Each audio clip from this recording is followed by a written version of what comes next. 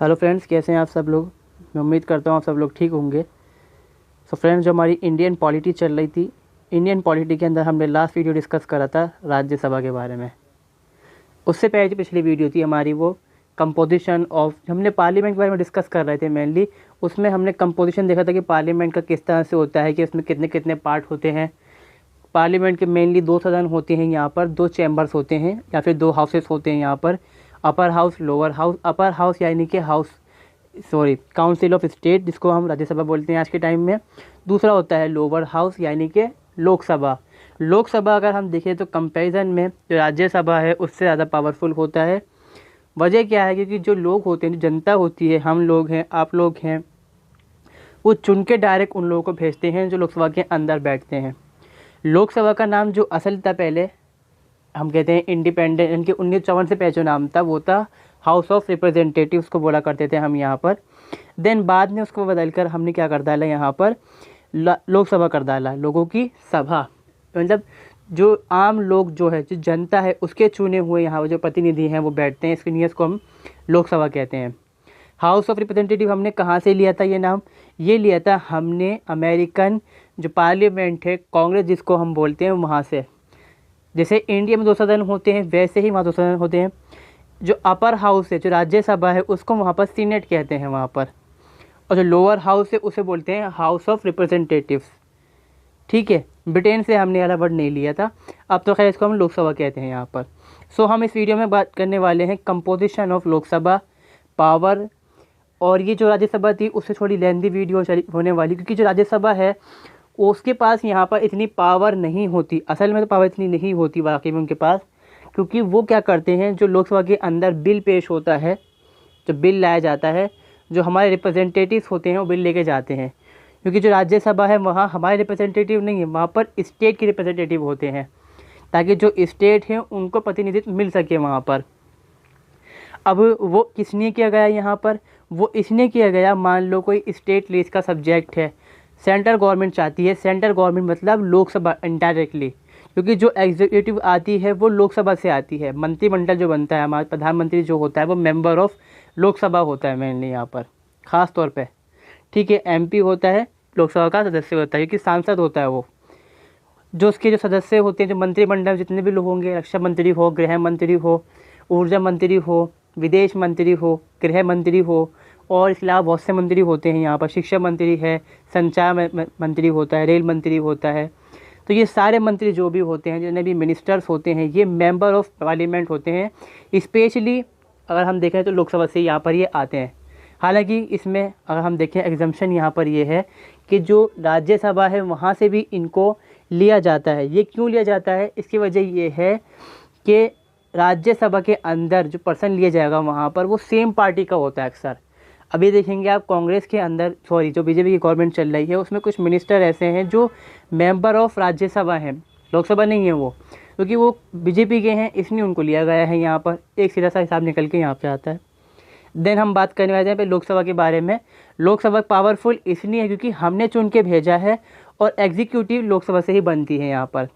Executive responsible होती है parliament को, स्पेशली यहाँ पर लोकसभा के अंदर। अब लोकसभा जो यहाँ पर है, इसकी मैक्सिमम स्ट्रेंथ कितनी होती है, यानी कि हम सीधी बात करेंगे, एक पार्लियामेंट का जो चैम्बर बना होता है वो कुछ गोल तरह का बना होता है। यहाँ पर जो है स्पीकर बैठते हैं। जब मैंने बताया था आपको जो राज्यसभा के बारे में डिस्कस करा, तो मैंने कहा था वो यहाँ पर जो बैठता है वो चेयरमैन होता है। दो गार्ड्स होते हैं साथ में खड़े हुए उनके। चेयरमैन कौन होता है? वाइस प्रेसिडेंट ऑफ इंडिया होता है। मगर जो बात करते हैं हम लोकसभा की, तो यहाँ बैठते हैं हमारे स्पीकर। ठीक है, स्पीकर साहब यहाँ पर बैठते हैं, जो कि सदन की कार्यवाही को संचालित करते हैं, मतलब कंडक्ट करने में हेल्प करते हैं यहाँ पर। और थोड़ा सा यहाँ पे एक यहाँ पर टेबल सी लगी होती है, इस तरह से कुछ बना हुआ होता है, आपने देखा होगा मैं फ़ोटो के अंदर। तो यहाँ पर कितनी सीटिंग अरेंजमेंट है, मतलब कितनी सीट्स यहाँ पर लगी हुई हैं, वो है 552 सीट्स इसके अंदर लगी हुई हैं। ठीक है, उसमें से क्या होगा, यहाँ पर जो स्टेट के रिप्रेजेंटेटिव्स हैं 555 में से 552 में से 552 में से 530 जो है यहाँ पर वो रिप्रेजेंटेटिव होंगे स्टेट के, 20 होंगे यहाँ पर हमारे यूनियन टेरिटरीज़ के होने चाहिए। ठीक है, होंगे, यानी कि जम्मू कश्मीर तो ख़त्म हो गया है, इसलिए थोड़ा सा ये सिस्टम चेंज हो गया है। The 2 member representing the Anglo Indian community who will be nominated by the president. अब 2 मेंबर यहाँ पे जो होंगे वो एंग्लो इंडियंस होंगे। एंग्लो इंडियंस कौन होते हैं? एंग्लो इंडियंस वो हैं जो आधे इंडियन हैं, जो दूसरे आधे जो हैं वो यूरोपियन हैं, यानी कि स्पेशली जो ब्रिटिश हैं मिले हुए, यानी कि जो ब्रिटिश इंडिया में आके बसे, उन्होंने शादी करी यहाँ पे, जो उनके बच्चे हुए, तो जो नस्ल चली आ रही है आज तक वो एंग्लो इंडियन कहलाती है। वो इसलिए था कि भाई इनको यहाँ पर रिप्रेजेंटेशन मिल जाएगा गवर्नमेंट के अंदर कि भैया उनका हम हाशिए पे उनको नहीं रखेंगे, साइडलाइन उनको नहीं करेंगे, इसलिए किया गया था। हालांकि अब ये ख़त्म हो गया है। अभी रिसेंटली ही केंद्र सरकार ने जो सेंट्रल गवर्नमेंट है यहाँ पे उसको ख़त्म कर दिया है। अब करंटली हम देखें तो कितनी सीटिंग अरेंजमेंट में कितने यहाँ पे सीट फिल हो रही हैं, यहाँ पर वो हो रही हैं 545, ठीक है। इसमें से 530 वही जो मैंने बताया था आपको मेंबर्स हैं कहाँ के, स्टेट से। 12 मेंबर हैं, देखिए यहाँ पे मैंने कहा था ना 20 मेंबर थे, यहाँ पर अब कितने हो गए, 12 मेंबर हो गए। 12 मेंबर कहाँ से हैं? Represent union territory. पहले कितने थे? 20 मेंबर थे, अब कितने हो गए? 12। तो ये 7 कैसे कम हो गए? ये 7 इस तरह से कम हुए कि दमन एंड दीव एंड दादरा नगर हवेली जो है वो अब एक नया यूनियन टेरिटरी बन चुका है, मतलब मर्ज कर दिया गया है इसको, तो इसके ये जो हैं वो ख़त्म हो गए, ठीक है, सब नंबर कम हो गए। और 2 एंग्लो इंडियन होने चाहिए मगर ऐसा है नहीं, हो सकते हैं पर है नहीं। अब इसमें क्या है देखो, रिप्रेजेंटेटिव जो होता है स्टेट का, उसको यहाँ पर बनाया गया था शुरुआत के अंदर ही। कब? 31st कॉन्स्टिट्यूशन अमेंडमेंट 1940 वोटिंग नहीं, अभी मैंने इस पर लिखा नहीं है वाला, मैं बताता हूँ अभी आपको फ़िलहाल आपको। इसको यहाँ पर क्या कहा गया, जब कॉन्स्टिट्यूशन बना था हमारा उसी टाइम इस चीज़ को शामिल किया गया। उसमें ये कहा गया कि जो स्टेट है वहाँ से जो लोग होंगे चुनकर जो पार्लियामेंट में आएंगे, स्पेशली लोकसभा में जो आएंगे, उनको डायरेक्ट लोग चूज़ करेंगे यहाँ पर। और चूज़ करने में हम क्या सिस्टम इस्तेमाल करेंगे, यहाँ पे टेरिटोरियल सीट्स का बनाएंगे हम, यहाँ पे स्टेट देश को डिवाइड करेंगे। कॉन्स्टिट्यूएंसी कहलाती है यहाँ पर, आप जानते होंगे, इसका सुना होगा आपने कि आपका संसद क्षेत्र कौन सा है, इलाका कौन सा लगता है आपका, ठीक है। जैसे मेरा लगता है सेंट्रल दिल्ली लगता है मेरा। अगर मैं बात करता हूँ स्टेट गवर्नमेंट की तो मेरा नॉर्थ दिल्ली लगता है। देखो डिवीज़न कितना लगता है, हो जाता है। जब सेंटर में हूँ तो सेंट्रल गवर्नमेंट के नहीं हूँ तो सेंटर में पहुँच जाऊँगा, जब स्टेट गवर्नमेंट के लिए हूँ तो नॉर्थ में आ जाता हूँ मैं। ये डिवीज़न की जैसे ऐसा होता है यहाँ पर, क्योंकि पॉपुलेशन जो है कहीं पर डेंस है कहीं पर कम होती है। अब मैं अज्यूम करता हूँ ये एक देश है, ये भारत हमारा यहाँ पर हो गया। अब भारत के अंदर हमारे यहाँ पर ये कुछ स्टेट बनाए गए हैं, ठीक है, ये स्टेट का डिवीज़न किया गया है, ठीक है। अब यहाँ पर क्या है, ये तो स्टेट हो गए। अब इन स्टेट को इनकी पॉपुलेशन के बेस के ऊपर भी डिवाइड किया गया है। ये बात ध्यान रखनी है कि पॉपुलेशन के बेस पे डिवाइड किया गया है। अब इसको मान लो मैंने जूम करके ले लिया यहाँ पर, सॉरी मैं यहाँ पे लेता हूँ उसको। ये स्टेट हो गया हमारा ए, ये ए स्टेट था, ये बी है, ये सी है, ठीक है, इस तरह से यहाँ पर हो गया। इस स्टेट में मान लो ज़्यादा लोग रह रहे हैं इस एरिया के अंदर और इस एरिया में कम रह रहे हैं लोग, ठीक है। वहीं पर इस एरिया में ज़्यादा लोग रह रहे हैं तो इनको डिवाइड करा गया इस तरह से। तो ये जो डिवाइडिंग होगी यहाँ पर वो इस तरह से की जाती है, ये बात ध्यान रखनी है। ये इक्वल साइज में डिवाइड कभी नहीं हो सकता, क्योंकि कहीं पर पॉपुलेशन ज़्यादा होती है, कहीं पर पॉपुलेशन जो होती है कम होती है। तो यहाँ पर क्या होगा, यहाँ से देखिएगा आप, इतने छोटे इलाके से एक एमपी आ सकता है, वहीं पर इतने बड़े देखो 2 के बराबर के एक इलाके से भी एक एमपी आ सकता है। वजह क्या है कि पॉपुलेशन यहाँ पर कम है। इसके लिए हम एग्जांपल इस्तेमाल कर सकते हैं राजस्थान का। राजस्थान से कम एमपी आते हैं और वहीं पर जो उत्तर प्रदेश है एज़ कम्पेयर, वो राजस्थान से छोटा स्टेट है, अपने एरिया के वाइज पे देखें तो वहाँ से ज़्यादा एमपीज़ आते हैं। वजह क्या है कि पॉपुलेशन ज़्यादा है, वहाँ की आबादी बहुत ज़्यादा है यहाँ की। तो ये इसलिए ध्यान रखना है कि कुछ करोड़ के अंदर, लाख के अंदर इसको हम डिवाइड करते हैं कि भाई इतने करोड़ लोगों के ऊपर एक जो हमारा मंत्री है वो चुनकर आएगा, इतने लोग एक मंत्री को चुनेंगे। ये चीज़ यहाँ पर हो गई। अब चुनाव जो होगा वो किस बेस के ऊपर होगा, ये होगा यूनिवर्सल अडल्ट फ्रेंचाइज के बेस के ऊपर, प्रेमिसेस के बेस के ऊपर। इसमें यहाँ पर ये है कि जो युवा, जो इंसान जवान हो गया है, मतलब अपनी किशोरावस्था को पार किया, आगे पहुँच चुका है, वो किशोर अब से मतलब ऊपर हो गया काफ़ी, वो समझदार हो गया कि वो देश की सरकार को चुन सकता है। इसमें चाहे वो औरत हो, आदमी हो, या फिर थर्ड जेंडर भी इसमें आता है, किन्नर जिनको हम बोलते हैं यहाँ पर, ठीक है, गे हो, लेस्बियन हो, सब इसके अंदर आ जाते हैं। उनको भी वोटिंग की यहाँ पर राइट्स दिया गया है कि वो वोट डाल सकते हैं आके, ठीक है। इससे पहले क्या था यहाँ पर, अगर हम देखें, the 61st constitution amendment act 1989 decrease the voting age from 21 to 18 year. 1988 से पहले क्या था, 21 साल की एज थी। मतलब उस टाइम मानते ये थे कि भाई जनता जो है वो 21 साल में जाके जवान समझदार होती है कि वो अपना प्रतिनिधि चुन सके। इसके बाद क्या माना गया कि भाई ये जनता जो है ना वो शानी हो गई, अब 18 साल की उम्र में ही चुन सकती है वो। हालांकि अगर हम देखें आज भी तो जनता जो है वो शानी तो आज भी है नहीं।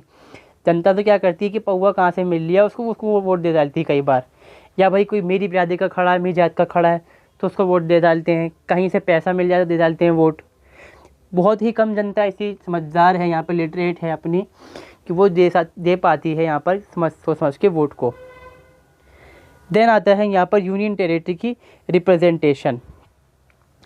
यूनियन टेरिटरी के लिए कॉन्स्टिट्यूशन ऑफ इंडिया के अंदर कोई प्रावधान ही नहीं था कि कहाँ से कितने आने, कैसे आएंगे। इसके नहीं कहा गया कि भाई ये पार्लियामेंट है वो इसको डिसाइड कर सकती है अपने बेस के ऊपर।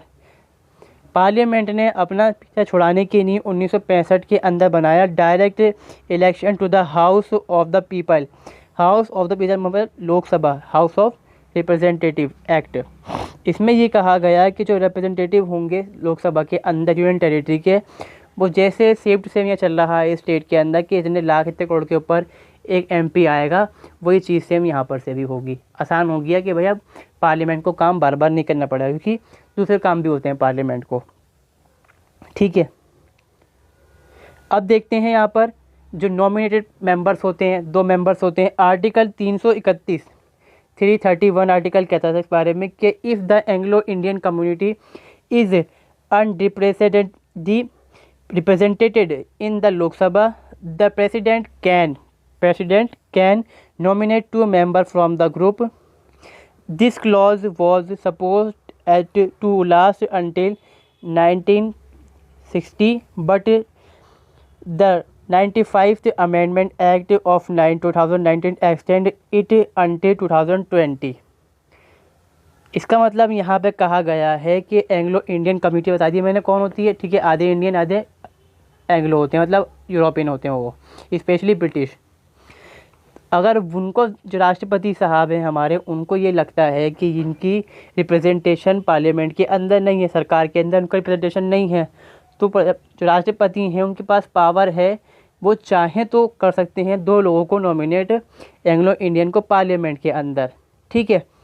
वो 545 जिसे बताया मैंने यहाँ पे सीट्स होती हैं, वो जब जाके फुलफिल होती हैं यहाँ पर, ठीक है।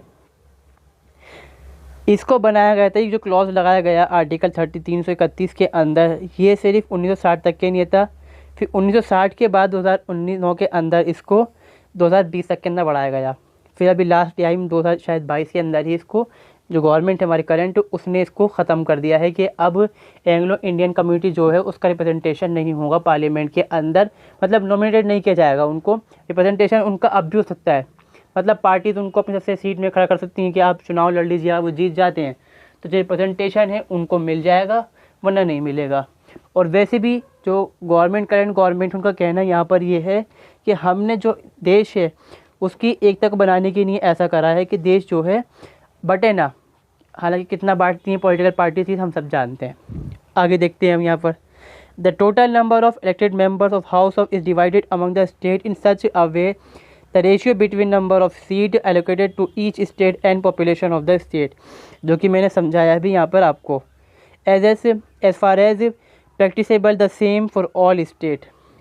इसमें ये कहा गया कि जो नंबर होंगे मेंबर्स के वो कहाँ से आएंगे, कितने इस स्टेट से आने हैं, ये तय करने के लिए हमने क्या हिसाब लगाया कि भाई जनता कितनी है, आबादी कितनी है।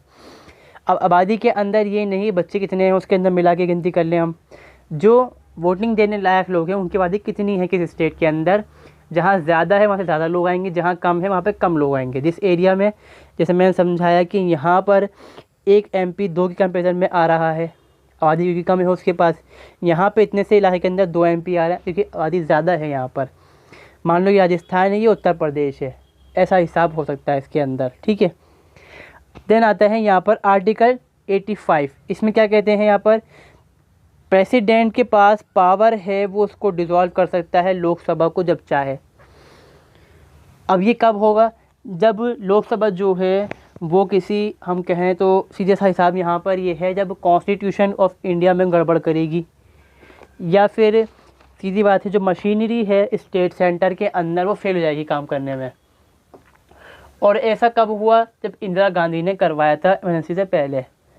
उन्होंने ऐसा इसलिए करवाया कि जो उनकी सीट्स हैं वो इंक्रीज़ हो सकें नए चुनाव के अंदर, और उनकी जो हम कहते हैं वैलिडिटी थी, जो चैलेंज की गई थी हाई कोर्ट के अंदर, इलाहाबाद हाई कोर्ट के अंदर, उसको वो ठीक करने के लिए उन्होंने ऐसा करा था। ठीक है। अब आर्टिकल आता है यहाँ पर, सीधी बात यहाँ पर यह है, जो राष्ट्रपति है उसके पास पावर है, वो डिसॉल्व कर सकता है जो टेन्योर है जो लोकसभा का, उससे ख़त्म होने से पहले भी उसको मतलब इसको सरकार को गिरा सकता है यहाँ पे तरह से। आर्टिकल 95 वो 94 एंड 96 क्या कहता है यहाँ पर, ये बात करता है स्पीकर के बारे में। स्पीकर कौन होता है मैं समझाऊंगा भी आपको, सिंपल वर्ड में यहाँ पे कहेंगे। जो स्पीकर वो होता है पर्सन जो कंडक्ट करता है, जो मीटिंग्स चलती हैं, सेशंस चलते हैं लोकसभा के अंदर, ठीक है। Can be remove by resolution pass with the effective majority more than 50% of the member of the house. Simple ये बात की गई है, जो स्पीकर है उसको हटाया जा सकता है 50% वोट के साथ। वोट कहाँ पर होंगे, लोकसभा के अंदर होंगे, आप हम नहीं देंगे, ठीक है। इससे कोई फ़र्क नहीं पड़ता कि हम दें, क्योंकि हमारी तो कोई बात ही नहीं है, क्या चल रहा है वहाँ तो हम जानते भी नहीं हैं।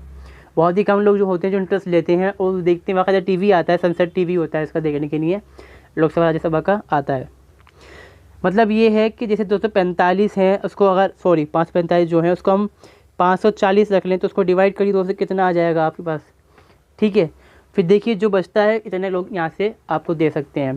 कितना हो गया 250, 270 निकल के आता है यहाँ पर। 270 लोगों ने कहा कि भाई हम जो लोकसभा का स्पीकर है इसको हटाना चाहते हैं, इसको हम हटा देंगे। स्पीकर मतलब चेयरमैन हम कह सकते हैं यहाँ पर, अगर हम बात करें राज्यसभा के बारे में तो, ठीक है। अब दूसरी बात यहाँ पे क्या है, दूसरा यहाँ पे क्या कहा गया है, ही शी कैन, क्योंकि वो तो जो स्पीकर है चाहे वो आदमी हो चाहे वो औरत हो, दोनों हो सकते हैं यहाँ पर। Remove under the representation of people act and when the speaker correctly certify a bill as a money bill.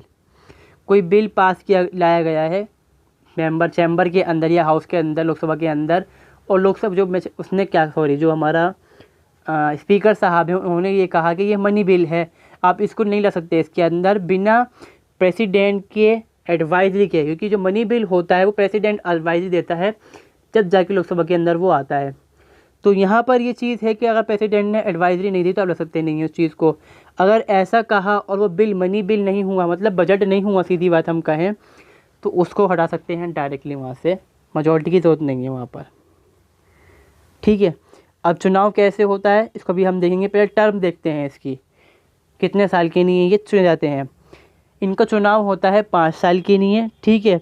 जब इनकी पहली मीटिंग होती है, जब वो ओथ वगैरह लेते हैं, उसके बाद से आने वाले 5 साल के अंदर उनका हटा दिया जा सकता है उनको। यहाँ पर अपना आप ही जो पार्लियामेंट है वो डिसॉल्व हो जाती है, और पार्लियामेंट डिसॉल्व हो इससे पहले ही चुनाव किए जा सकते हैं। देश के अंदर चुनाव होते हैं हमारे यहाँ, फिर नई पार्लियामेंट इतने टाइम के अंदर बन जाती है। हालांकि ये डिले हो सकता है। कब डिले हो सकता है यहाँ पर, ड्यूरिंग एन इमरजेंसी। इमरजेंसी कौन सी वाली है यहाँ पर, ये इमरजेंसी होती है नेशनल इमरजेंसी। स्पेशली जो स्टेट इमरजेंसी है इसका इससे लेन देना कुछ भी नहीं है। जो फाइनल इमरजेंसी होती है यहाँ पर उसका भी हद तक इसमें लेन देना हो सकता है, मगर स्टेट इमरजेंसी का कुछ भी लेन देना इसके अंदर नहीं होता। 6 साल के लिए मतलब ये हो सकता है, और ये हुआ भी था जब इंदिरा गांधी ने इमरजेंसी लगाई थी देश के अंदर, तो उन्होंने 6 साल के लिए इसको करा था एक्सटेंड, और उन्होंने बाकायदा यहाँ पर अमेंडमेंट करे थे कि 6 साल के बाद भी वो गद्दियाँ बनी रह सकती हैं। इस चीज़ को लेकर बाद में उसको ख़त्म कर दिया गया था हालांकि, ठीक है। क्वालिफ़िकेशन क्या होती है भाई चुनाव में खड़े होने के लिए? अगर आप सोच रहे हैं चुनाव में खड़ा होना चाह रहे हैं, नेता बनना, तो क्या चाहिए आपको क्वालिफ़िकेशन? वो होगी आपकी भाई 25 साल का आपको होना ज़रूरी है। एटलीस्ट 25 ईयर आपका ओल्ड होना ज़रूरी है यहाँ पर, ठीक है। He should declare through an oath or declaration that he has true faith and devotion to the constitution and will uphold sovereignty and integrity of India. आपको कसम यानी मतलब आपको जो है शपथ लेनी पड़ेगी कि भाई आप जो है कॉन्स्टिट्यूशन ऑफ इंडिया का सम्मान करेंगे, उसको वैध मानेंगे, मतलब उसकी जो कही गई बातें हैं उसके हिसाब से चलाएंगे देश को, और देश की संप्रभुत्व को बनाए रखेंगे यहाँ पर, मतलब किसी का भी अपने ऊपर कंट्रोल को नहीं मानेंगे, और जो देश की एकता है, इंटीग्रिटी है, उसको बरकरार रखेंगे, ठीक है। और पार्लियामेंट के अंदर आने के लिए आपके पास ज़रूरत होती है भाई किस चीज़ की, क्वालिफ़िकेशंस की। आपके पास क्वालिफ़िकेशन मतलब पढ़ा लिखा नहीं, पैसा, जो आपके पास पैसा होता है, जो सिक्योरिटी अमाउंट जमा करना होता है वो, और आपको मेंबर होना ज़रूरी नहीं पार्टी या किसी, ये चीज़ भी ध्यान रखने वाली बात है यहाँ पर, ठीक है। और दूसरी चीज़ यहाँ पर क्या है जो क्वालिफ़िकेशन में है कि आप किसी कॉन्स्टिट्यूशन असेंबली के अंदर रजिस्टर हों यहाँ पर एज अ वोटर, क्योंकि आपको ही वोट डालना पड़ेगा ना, और वोट तो आप अपने नहीं खुद के नहीं डालोगे, मगर ऐसा मुमकिन नहीं है। हो सकता है कि आप खड़े हो हैं यहाँ पर, आपको वोट डाली जगह मिल गई यहाँ पर, ठीक है, ये फ़र्क हो सकता है यहाँ पर। A person contesting from reserved seat should belong to scheduled caste, scheduled tribe in के as the case may be, ठीक है। अगर कोई इंसान रिजर्व सीट के लिए लड़ रहा है तो उसकी नहीं, रिजर्व सीट किसकी नहीं होती है, सीधी बात है, तो शेड्यूल्ड कास्ट या शेड्यूल्ड ट्राइब्स उनकी नहीं होती हैं ख़ास तौर पे यहाँ पर, तो उसका ज़रूरी है कि वो उसी किसी कास्ट से बिलोंग करता हो यहाँ पर। अब इसमें क्या है, हम देखते हैं मेथड ऑफ इलेक्शन। इलेक्शन का मेथड यहाँ पर क्या रहने वाला है, किस तरह से इलेक्शन होता है, तो देख रखा होगा आपने, बड़ा आसान सी चीज़ है कि भाई चुनाव में हम जाते हैं, वोटिंग मशीन होती है, ईवीएम बटन दबा के आते हैं, वोट दे के अपना आ जाते हैं, ख़त्म कहानी। 18 साल के अगर हम हो गए हैं तो, ठीक है। Basis of the following principle, universal adult franchise, every citizen who had attain minimum age of 18 has the right to vote in the election to Lok Sabha. 18 साल के हो तो आप जाके यहाँ पर वोट डाल सकते हो, ये आपके पास पावर है।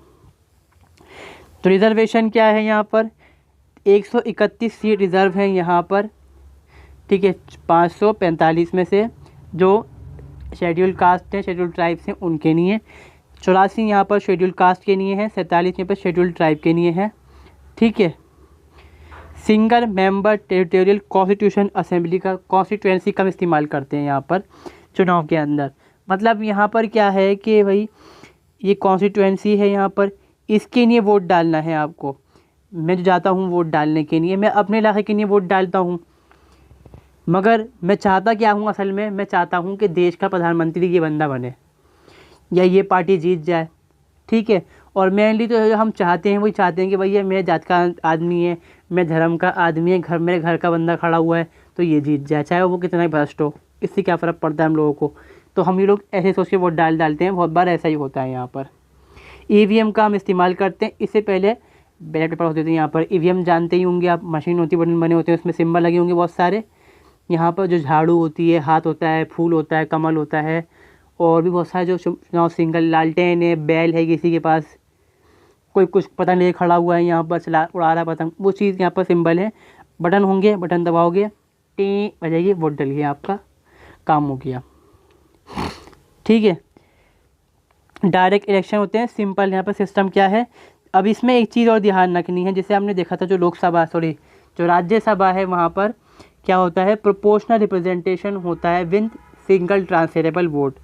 मतलब आपको अपनी चॉइस के हिसाब से वोट देना होता है, मतलब जितने भी लोग खड़े हैं सबको आपको वोट देना है, मगर आपकी चॉइस अलग अलग हो सकती है। जैसे मैंने कहा कि 3 लोग खड़े हैं, यहाँ पर ए है, यहाँ पर बी है, इधर सी है। मैंने कहा आप चाहते किसे हो, मतलब चुनना यहाँ पर, ठीक है।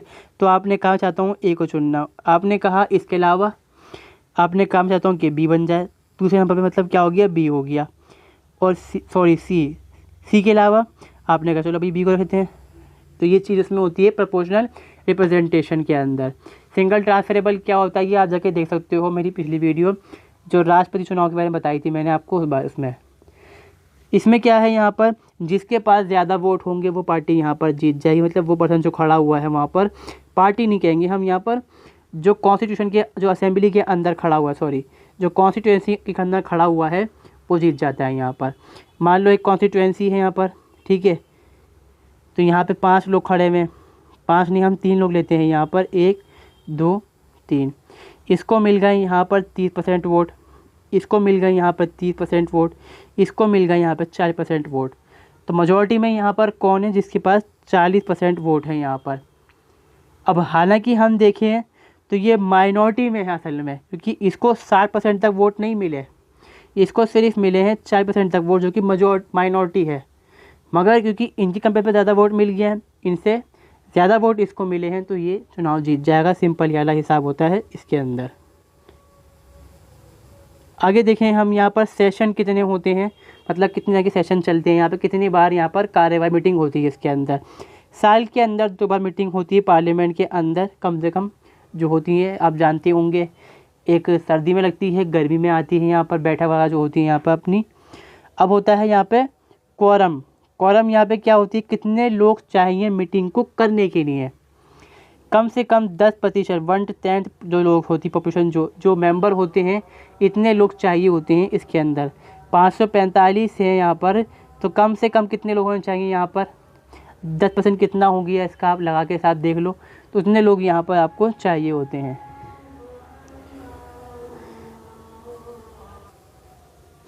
ठीक है, तो मैंने कहा कि 545 लोग यहाँ पर होते हैं, तो इसका कितना निकल के आता है, कम से कम 54, यानी कि 55% मतलब लोग यहाँ पर होने ज़रूरी हैं, जब ही जाके लोकसभा के अंदर कार्रवाई होगी।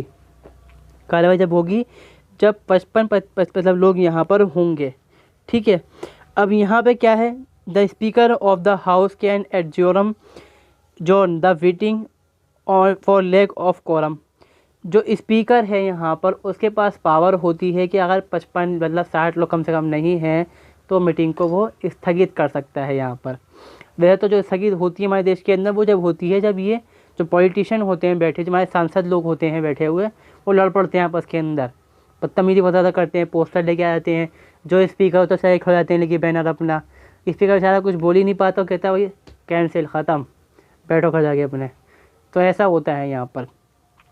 हालांकि जो मतलब जितने लोग चाहिए होते हैं ऐसा कम ही होता है, वरना तो बाकी जो है ये खुद ही बंद करवा डालते हैं अपना आप ही। अब देखते हैं हम यहाँ पे प्रेसिडिंग ऑफिसर्स ऑफ लोकसभा, यानी कि जो अध्यक्ष लोग हैं लोकसभा के, कौन होते हैं यहाँ पर, स्पीकर एंड डिप्टी स्पीकर। यहाँ पर जो स्पीकर होता है उसका काम यहाँ पर होता है प्रेसिडिंग करना, यहाँ पर मतलब अध्यक्षता करने वाला बंदा होता है ये, जो कार्यवाही होती है। ठीक है, जो लोकसभा का मेंबर होगा उसको ही चुनते हैं ये लोग, जो मेंबर होते हैं लोकसभा के वही लोग चुनते हैं अपने में से एक आदमी को कि भाई तुम जाके बैठो उस गद्दी पर और तुम कार्रवाई करवाओगे यहाँ पर, जो प्रेसिडिंग तुम्हें करनी है, जो यहाँ पर कार्रवाई चलनी है यहाँ पर। ठीक है, तो दूसरा जो होता है वो क्या होता है भाई, डिप्टी स्पीकर होता है। डिप्टी स्पीकर कौन होगा यहाँ पर, वो इनमें चुनकर यहाँ पर आने वाला है, जो मेंबर्स होते हैं यहाँ पर। उसकी अथॉरिटी सुप्रीम होती है हाउस के अंदर। अगर उसने किसी पर्सन ने कहा कि अध्यक्ष महोदय मुझे अपनी बात कहनी, उन्होंने कहा नहीं तुम नहीं कह सकते, तो चुपचाप बैठना पड़ेगा, सीधी बात है यहाँ पर, आप नहीं बोल सकते उनके आगे। हालांकि जो हमारे जो एमपी होते हैं वो बात को अक्सर नहीं मानते, वो चीखते रहते हैं लगातार, वो अपनी बात को पूरा करे बगैर नहीं बैठते हैं यहाँ पर। ठीक है, no action can take against them for anything said by the house them in the house. अगर उन्होंने कोई बात कही, मतलब हम ये कहते हैं कि गृह मंत्री वहाँ पे खड़ा हुआ है लोकसभा के अंदर और जो स्पीकर साहब हैं उन्होंने उनको डांट के बिठा दिया, तो जो लोग गृह मंत्री होता है उनके अंडर आती है पैरामिलिट्री फोर्स, और दिल्ली की पुलिस भी उनके अंडर आती है, ख़ासतौर जो यूनियन टेरिटरी होती है उनकी पुलिस उनके अंडर ही आती है। तो वो उसका इस्तेमाल नहीं कर सकते उनकी गिरफ्तारी करने के लिए। उन्होंने वहाँ पर कहा है, वहीं कार्रवाई हुई और बात वहाँ पर ख़त्म, इसके अलावा बात नहीं जाएगी बाहर। ठीक है, they cannot be detained for any civil offense during 40 days before and after session of लोक सभा। 40 दिन पहले उनको गिरफ्तार नहीं किया जा सकता। असल में ये पॉलिटिकल पार्टी चालबाजी करती हैं कि गिरफ्तार कर डालते हैं लोकसभा के जो चेयरमैन हैं, उनको फंसा देते हैं कि इस चीज़ के अंदर, फिर नया चुन लेंगे जो हमारे पक्ष का होगा। तो 40 दिन से पहले आप कर सकते, 4 दिन बाद आप नहीं कर, मतलब जो मीटिंग होने से 40 दिन पहले आप नहीं कर सकते और 40 दिन बाद भी नहीं कर सकते। यहाँ पर there arrest in criminal cases can be made only after speaker has been inform of it. अगर उनको गिरफ्तार करना है किसी क्रिमिनल केस के अंदर, सिविल में नहीं क्रिमिनल केस में, तो उनको गिरफ्तार करने के लिए उनको पहले इन्फॉर्म करना पड़ेगा इस बारे में। और जब वो गिरफ्तार हो जाएंगे तो भैया उनकी जो गद्दी है वो उनसे छिन जाएगी। वही चीज़ जो डिप्टी स्पीकर हैं, जब अगर स्पीकर वहाँ पर नहीं है, उनकी सीट खाली पड़ी है, तो डिप्टी स्पीकर चुना जाता है और वही काम सेम जो ये स्पीकर साहब करते हैं वही काम इनको भी करना होता है। पावर देखते हैं हम लोकसभा की, जो आखिरी हमारा यहाँ पार्ट चल रहा है वो है पावर। जो राज्यसभा है उनसे ज़्यादा पावर इनके पास होती है क्योंकि ये हमारे रिप्रेजेंटेटिव हैं डायरेक्ट चुने हुए, और जो मोशन हो बिल्स हो ज़्यादातर लोकसभा ही लेकर आती है। यहाँ पर all ordinary bill can be introduce in Lok Sabha. Lok Sabha के पास जो लेजिस्लेटिव पावर होती है, जितने भी ऑर्डनरी बिल्स हैं सारे के सारे लोकसभा लेकर आती है। राज्यसभा तो बाद में उसको पास करने का काम करती है, ज़्यादातर यही चीज़ होती है इसके अंदर। ठीक है, money bill must be introduce in Lok Sabha only. Money bill मतलब जो सालाना बजट हो, सॉरी जो बजट होता है सालाना हमारे देश का, ठीक है, वो जो इंट्रोड्यूस होगा पार्लियामेंट के लोकसभा के अंदर ही होगा, राज्यसभा के अंदर वो नहीं जाने वाला यहाँ पर। ठीक है, क्योंकि जो काम है वो केंद्र सरकार का है, केंद्र सरकार कितना पैसा किसको देगी वो काम अपने आप तय कर लेती है वो यहाँ पर। इट कैन मेक लॉ और union and concurrent list and in a special circumstances on the state list.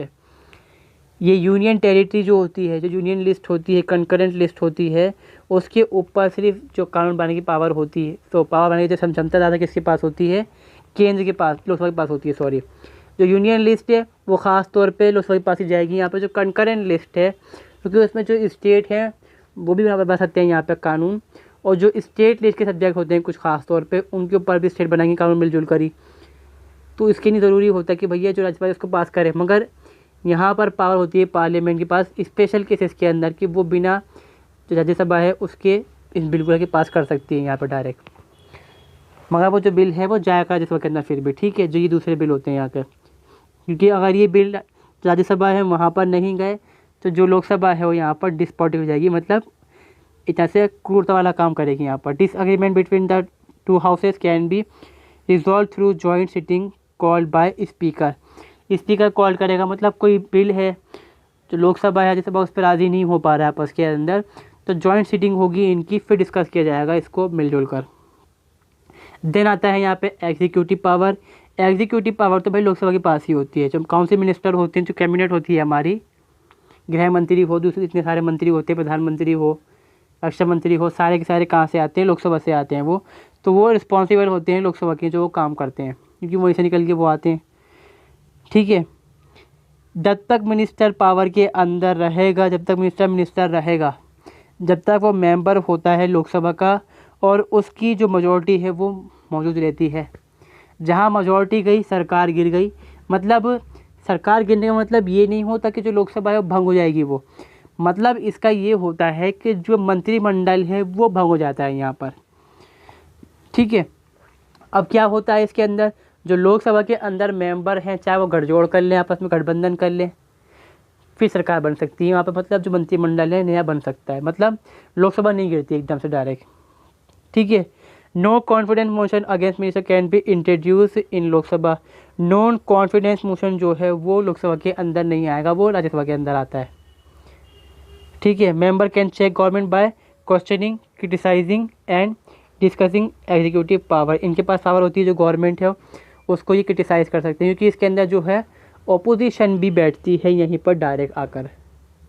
BJP government है अभी, तो जो अपोजिशन यहाँ पर कौन है वो कांग्रेस है यहाँ पर, और साथ की उसकी पार्टियाँ जो है दूसरी। आगे देखें हम यहाँ पर, they move can move and adopt several type of resolution and motion, adjournment motion, call attention motion, censure motion and no confidence motion can be reject by any bill of government. तो ये बहुत सारे bills को reject कर सकते हैं यहाँ पर।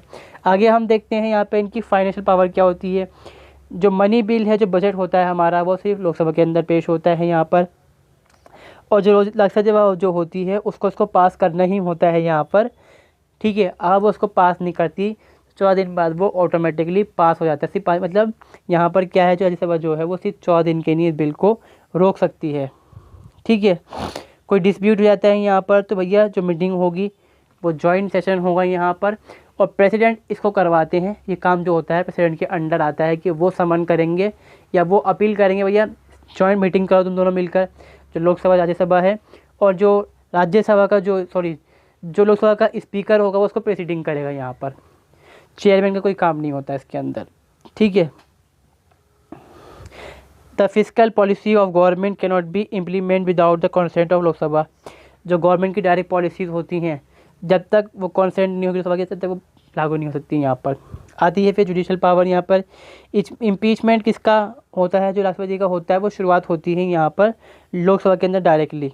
ठीक है, ये डबल हो गया यहाँ पर।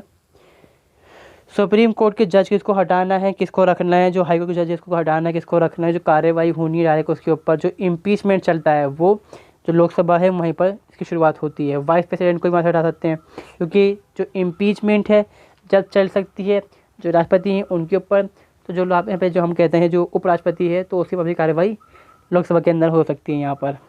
ठीक है, अब दूसरे क्या चीज़ है यहाँ पर, punishing members of breach of privileges like sitting in the house when the member knows he is not an eligible member, serve as a member before taking oath etc.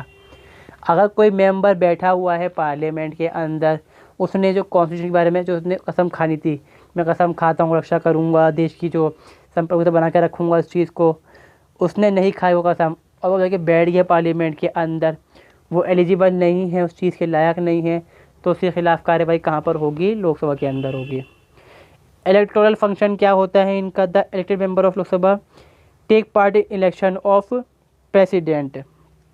ये तो चीज़ देखो दोनों के लिए साथ में है कि जो प्रेसिडेंट का इलेक्शन होता है, जो राज्यसभा होती है वो भी पार्टिसिपेट करती है, जो लोकसभा है वो भी इसके अंदर पार्टिसिपेट करती है।